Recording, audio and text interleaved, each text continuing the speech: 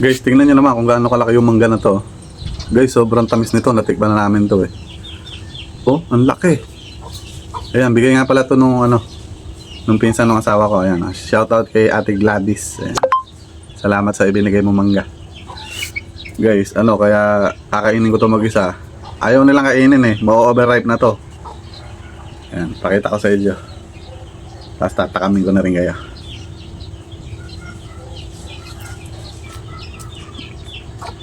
Guys, yung tamis nito hindi pwede sa may diabetes. Sobrang tamis kasi eh.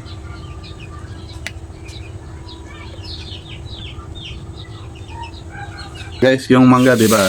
Sabi pag maasim, matamis pagka nahinog. Ito guys, ibahin mo to. Ito guys, kahit hilaw, hindi siya maasim. Ganun yung mangga na to.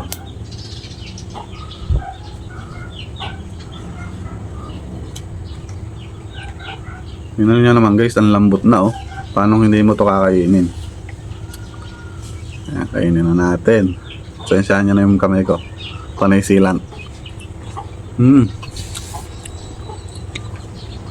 Harap nyo guys. Tapos ang tamis. Bawal sa may diabetes.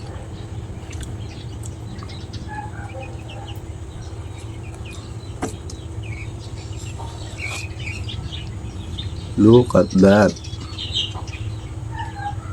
Baka meron ng laman overripe na eh. Sabagay, mangga lang na may kinain nun.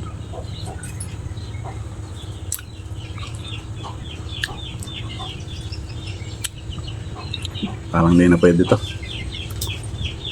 Guys, balak sana namin dito gawing ice candy. Hindi naman matuloy-tuloy dahil napakadami namin ginagawa.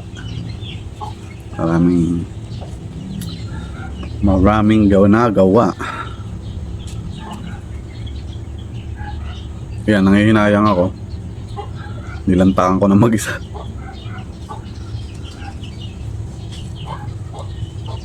Pero parang pa the end na siya meron ng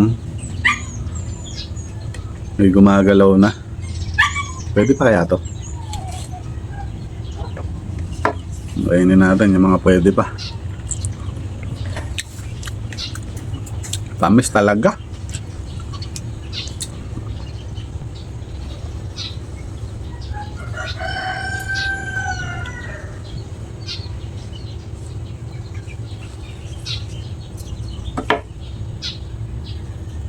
Yan talo, sarap.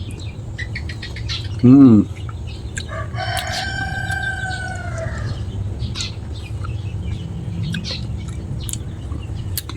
lasa nito parang mag-aagaw yung mangga saka yung tawag dito.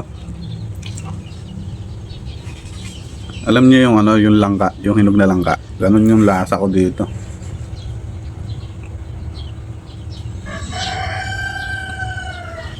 So yun lang guys, kinuwento ko lang tong mangga. Bye bye.